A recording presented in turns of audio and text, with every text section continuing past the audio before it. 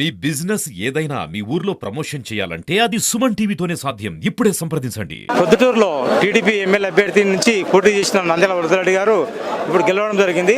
ఈ సమావేశంలో ఆయన ఉన్న ప్రాంగణం అంతా కిక్కిరిసిపోయింది. ప్రజలంతా శుభాకాంక్షలు తెలుపుతున్నారు. వీటిలో భాగంగా ఆయన కుమారుడు పొద్దుటూరు పట్టణ యువ నాయకులు కొండారెడ్డి గారు ఉన్నారు. ఆయన అడిగి కొన్ని విషయాలు తెలుసు. సార్ నమస్తే. సార్ నమస్తే సార్. మీ తండ్రి గారు నంద్యాల వరదరెడ్డి గారు 5 దఫాలుగా అంటే 25 సంవత్సరాలు పొద్దుటూరులో ఒక ఎమ్మెల్యేగా ఉన్నారు. తర్వాత కొద్ది కాలంగా గ్యాప్ వచ్చింది, రెస్ట్ తీసుకున్నారు. మళ్ళీ ఇప్పుడు 6వసారిగా ఏకదాటిగా వచ్చి విజయం సాధించారు. దీనిపై మీ స్పందన చెప్పండి. ఇది చాలా సంతోషకరమైన విజయం. ప్రొద్దుటూరు ప్రజలు అఖండమైన విజయాన్ని అందించినారు మాకు. వారందరికీ కృతజ్ఞతలు తెలియజేసుకుంటా ఉన్నాం. ఈ తీర్పు, ప్రజల తీర్పు, చంద్రబాబు పరిపాలన సుపరిపాలన కావాలని, జగన్మోహన్ రెడ్డి యొక్క అరాచక పాలనను అంతం పలుకుతా ఇచ్చిన తీర్పు ఇది. ఇక్కడ శాసనసభ్యునికి అహంకారానికి, అంటే తెలుగుదేశం పార్టీ జెండానే ఇక్కడ ఎగరనేను నేను బ్రతికినంతకాలం అన్నాడు. అట్లాంటి అహంకారానికి వ్యతిరేకంగా ప్రొద్దుటూరు ప్రజలు, తెలుగుదేశం పార్టీ కార్యకర్తలు ఇచ్చిన తీర్పు ఇది. వారందరికీ పేరు పేరున మేము కృతజ్ఞతలు, ధన్యవాదాలు తెలియజేసుకుంటా ఉన్నాం. 5 సార్లు గెలిచిన తర్వాత మధ్యలో గ్యాప్ వచ్చింది కదా, ఈ గ్యాప్ లో ఉండి ఏకదాటిగా మళ్ళీ 6వసారి పోటీ చేశారు. ఇలాంటి సంకోచం ఏమైనా ఉన్నది? ఎవరో గెలుస్తామా లేదా అని? గెలుపు మీద మాకు ఎలాంటి సంకోచం లేదు. మొట్టమొదటి నుంచి మేము 2014లో చంద్రబాబు గారిని టికెట్ అడిగేటప్పుడు మేము ఓడిపోతాము, అయినా మాకు టికెట్ కావాలని అడిగినాం. ఎందుకంటున్నామంటే మాకు ఆ రకంగా తెలుసు కాబట్టి, మాకు ఒక అంచనా ఉంది. ఆ విధంగా మాకు అయినా కూడా మేము we want be in race, we want contest the election అని చెప్పాము. సో ఆ రోజు తెలుసు మాకు ఎలక్షన్ గురించి. ఈ రోజు ఇప్పుడు కంటెస్ట్ చేసేటప్పుడు కూడా మాకు అఖండమైన విజయం మాకు లభిస్తుందని ముందే తెలుసు. దానికి తగినట్టుగానే మేము ప్రిపేర్ అయినాం. సార్, వైసీపీ కానీ టీడీపీ కానీ మధ్యలో ఇప్పుడు పరిపాలన జరుగుతూ ఉంది. ఇప్పుడు వైసీపీ అయిపోయింది, టీడీపీ అధికారం చేపట్టింది కదా. ఇట్లా ముఖ్యమంత్రి కానీ చంద్రబాబు నాయుడు, లోకల్గా వచ్చేసి మీ తండ్రి గారు నంద్యాల వరదరెడ్డి గారు సీనియర్ నాయకులు. ఇప్పుడు పొద్దుటూరు పట్టణంలో ఏ విధంగా అభివృద్ధి చేయాలని మీరు తలంపులు ఉన్నారు? మీ తలంపులు?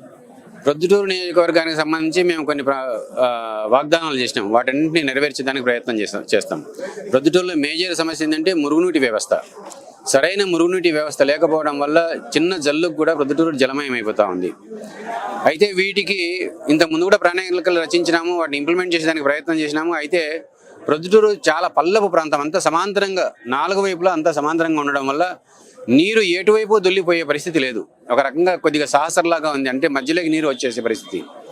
దీనికి సరైన ప్రణాళికలు రూపొందించి, టెక్నికల్గాను కొంత విచారించి, సర్వే చేయించేసి, ముందు దానికి ఒక ప్రణాళిక రూపొందించి తెలుగుదేశం ప్రభుత్వం ముఖ్యమంత్రి యొక్క సహకారంతో, అవసరమైతే కేంద్ర ప్రభుత్వ నిధులతోనైనా కూడా తీసుకొచ్చి ఈ మురుగునీటి వ్యవస్థకు ఒక సొల్యూషన్ తీసుకురావాల్సిన అవసరం ఉంది. మురుగునీటి వ్యవస్థ బాగుంటే దోమలు కూడా ఆటోమేటిక్గా తగ్గిపోతాయి.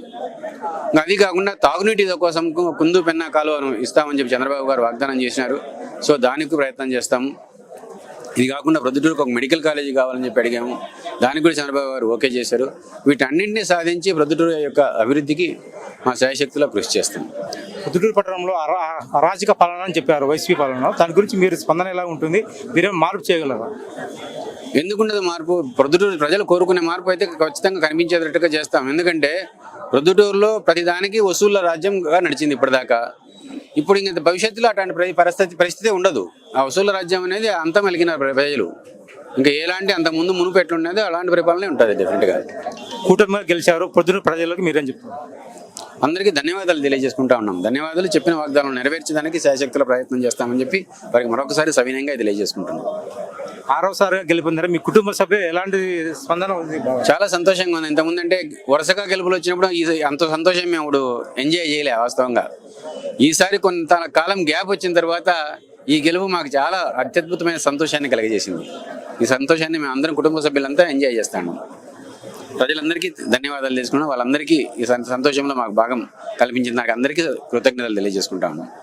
అందరూ నంద్యాల వరదరెడ్డి అనే దానికంటే పెద్ద ఆయన అంటున్నారు. ఇప్పుడు ప్రజల గుండెలో పూర్తిగా ఇదే అయిపోయినాడు ఇంకా పెద్ద అనేది. అప్పుడు ప్రజలు చూస్తుంటే ఈ మాట వింటుంటే మీకు ఎలా ఉంది? మంచిది. ఎప్పుడైనా మనకు గౌరవం లభిస్తామని ఇప్పుడు సంతోషంగానే ఉంటుంది కదా. ఆ గౌరవాన్ని 10 కాలాల పాటు నిలబెట్టుకునే ప్రయత్నం కూడా చేద్దాం. ప్రజలు ఇచ్చిన గౌరవాన్ని నిలబెట్టుకునే ప్రయత్నం చేయడమే మనం అందరిన లక్ష్యం. ఆ పేరుకు మచ్చ రాకుండా సాధ్యమైనంత వరకు మంచి పరిస్థితులు కలిగజేసేదానికి ప్రయత్నం చేద్దాం. Thank you. పొద్దుటూరులో వైసీపీ పాలనలో అరాచకాలు డిమాండ్ అన్ని ఉన్నాయని ఏం లేకోకుండా ఉండి ఇప్పుడు పొద్దుటూరుని ఎంత అభివృద్ధి చేస్తామని నంద్యాల వరదరెడ్డి ఎమ్మెల్యే కుమారుడు కొండారెడ్డి మనతో ఉంటున్నారు. కెమెరామెన్ రాజుతో జయాగర్, పొద్దుటూరు.